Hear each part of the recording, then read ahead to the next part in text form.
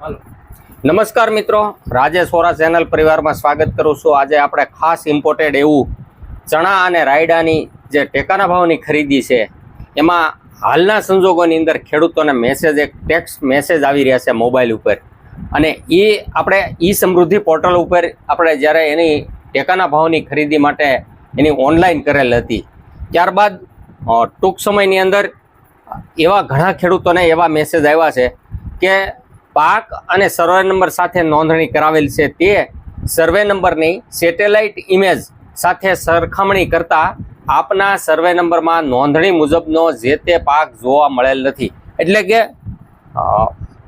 જે એગ્રીક્રીન જે સાઈડમાંથી આ મેસેજ આવ્યો છે એ લોકોને આપણું જે આપણે નોંધણી કરાવેલી છે ચણા અને રાયડાની, એને સેટેલાઇટના ઇમેજથી જોવે છે તો એને જોવા મળતું નથી કે તમે આ વસ્તુનું વાવેતર કરેલ છે એ દેખાતું નથી। તો જે તે પાક જોવા મળેલ નથી, આ બાબતે આપને કોઈ વાંધો હોય તો વાંધા અરજી પુરાવા સાથે દિવસ 3માં આપના વિસ્તારના ગ્રામ સેવક શ્રીને રજૂ કરવાનો રહેશે। એવો એક ટેક્સ્ટ મેસેજ આવ્યો છે ને એ બાબતને આજે આપણે ચર્ચા કરવી છે। મિત્રો, આપણે મગફળીનું ટેકાના ભાવથી ખરીદી કરી સરકારે, એવી જ રીતે ચણા અને રાયડા પાકની પણ ટેકાના ભાવે ખરીદી કરી રહી છે સરકાર। હવે હાલના ટેકાના ભાવની સાથે સરખામણી કરવી ને તો 80 થી 90 થી 100 રૂપિયાનો ડિફરન્સ છે। ટેકાના ભાવ કરતાં નીચા ભાવ બજાર વેલ્યુ 80, 90, 100 રૂપિયા જેવું ડાઉન છે। એટલે કોઈ ખેડૂતે ખોટી નોંધણી કરાવી એવું બની જ ન શકે। બીજું, જે ખેડૂતોએ નોંધણી કરી છે અને એમાં કેવા કારણોસર આ મેસેજ, ટેક્સ્ટ મેસેજ આવ્યો છે, એની થોડીક ચર્ચા આપણે આ વિડીયોના અંત સુધી આપણે કરશું। એટલે મારી સૌ ગુજરાતના ખેડૂતોને અપીલ છે કે આવું જ્યારે બને હોય અને તમારે જો આવો ટેક્સ્ટ મેસેજ આવ્યો હોય અને ચણા આપણા હાજરમાં અને આપણે વિતરણ વ્યવસ્થામાં મૂકવાના હોય, ત્યારે જો આવી રીતનો ટેક્સ્ટ મેસેજ આવ્યો હોય તો એની વાંધા અરજી, હવે વાંધા અરજી ગ્રામ સેવકશ્રીને આપણે આપવાની છે। હવે કઈ રીતે કરવી તો એની હું સહેજ વાત કરું તો એ આપણે મુદ્દા જોઈ લઈશું। સાથે સાથે આ ટેક્સ્ટ મેસેજ આવવાના કારણો કેવા છે એની થોડીક આપણે ચર્ચા કરીશું। તો મિત્રો, સેટેલાઇટ ઇમેજ દેખાતી નથી અને જે એગ્રીક્રીન જે ટેક્સ્ટ મેસેજ આવ્યો છે તો એ ટેક્સ્ટ મેસેજ જ્યારે સેટેલાઇટ ઇમેજ એણે ચેક કરી છે ત્યારે આગળ પાછળનું વાવેતર થયું હોય, પહેલો મુદ્દો। બીજો, સર્વે નંબરમાં કાંઈ ભૂલ હોય તો પણ એવું બની શકે। ત્રીજો મુદ્દો, મિશ્ર પાક આધારિત વાવેતર થયેલું હોય તો પણ એવું થઈ શકે। સેટેલાઇટ માપણી, ઘણા ખેડૂતોને સેટેલાઇટ માપણી કરી હતી અને સાથે સાથે એ માપણીમાં પણ ભૂલ રહી ગયેલી છે તો એવા સંજોગોમાં થઈ શકે। સાથે સાથે કોઈ પણ ખેડૂતને સર્વે નંબર વધારે પડતા હોય અને નોંધણી એને બીજા ખાતામાં થઈ ગઈ હોય ભૂલથી તો પણ એવું થઈ શકે। ડેટા લેવામાં ભૂલ થઈ હોય તો પણ થઈ શકે। ડેટા લેવામાં એટલે જ્યારે આપણે વીસીએ, ગ્રામ પંચાયતના વીસીએ પાસે જ્યારે આપણે ડેટા એન્ટ્રી કરાવતા હતા ત્યારે જો એક કરતાં વધુ ખેતી અને ખાતા ધરાવતા હોય, સર્વે નંબર હોય તો એ ભૂલથી થઈ ગઈ હોય તો એવા સંજોગો પણ થઈ શકે।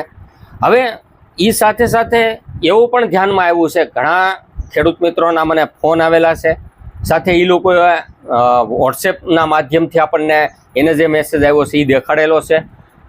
હવે ખાસ મહત્વની વાત તો એ બાબતની છે કે ખેડૂત ખાતેદાર સર્વે નંબરમાં એને વાવેતર કરેલું છે છતાં સેટેલાઇટ ઇમેજની અંદર ચણાનું એને પાક દેખાતો નથી।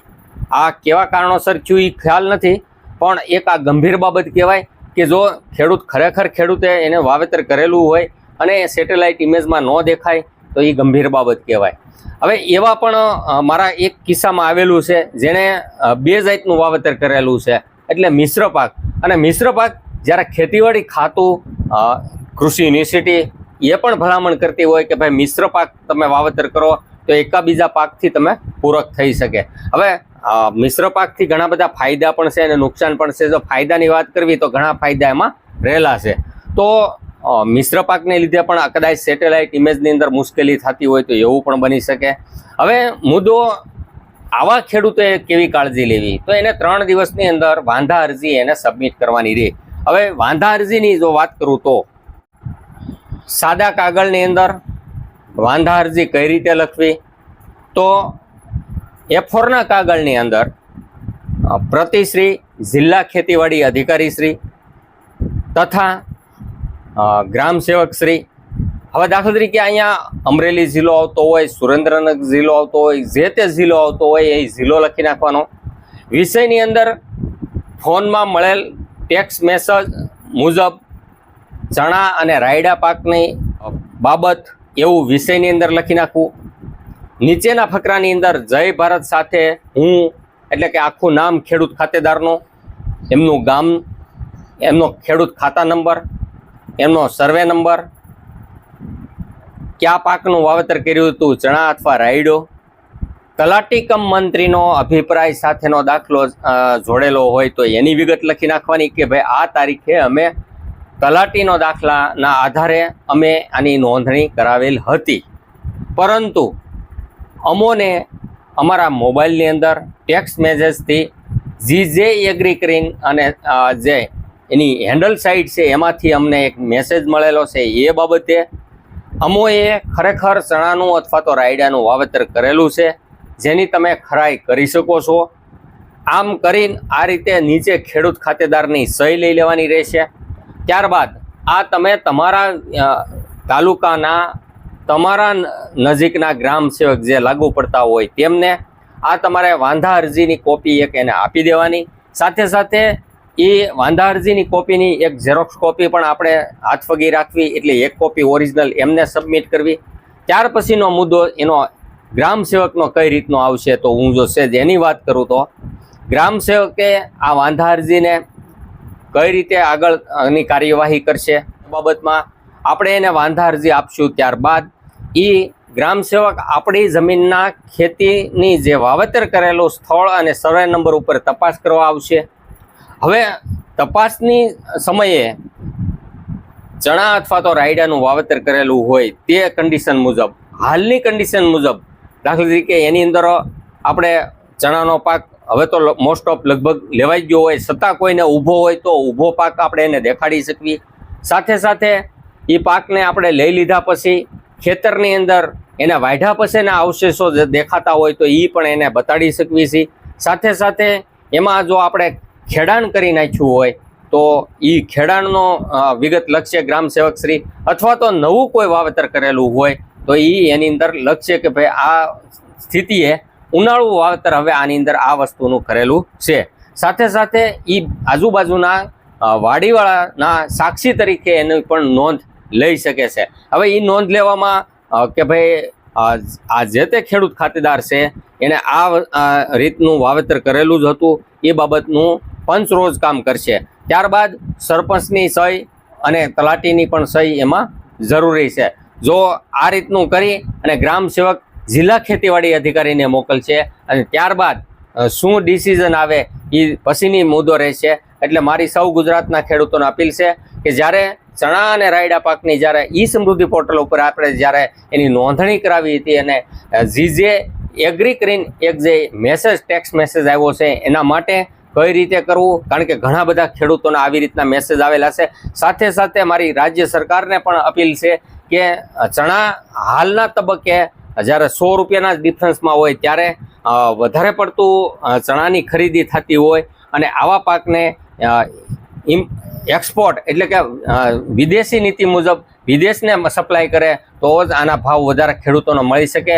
અને સાથે સાથે સરકારનો પણ એક લક્ષ્ય છે કે ભાઈ ખેતીની આવક ડબલ કરવી અથવા તો વધારવી. તો એના માટેનો એક જ આ ક્વેશ્ચન છે કે સૌ લોકોને જો વધારે ભાવ મળી રહે, કારણ કે ઘણા બધા ખર્ચા કરીને ચણા અથવા તો રાયડું અથવા તો ઘઉં અથવા તો જીરું કોઈ પણ પાકને જ્યારે આપણે વાવેતર કરવી છે ત્યારે પુષ્કળ પ્રમાણમાં એની ઉપર ખર્ચ લાગતો હોય છે.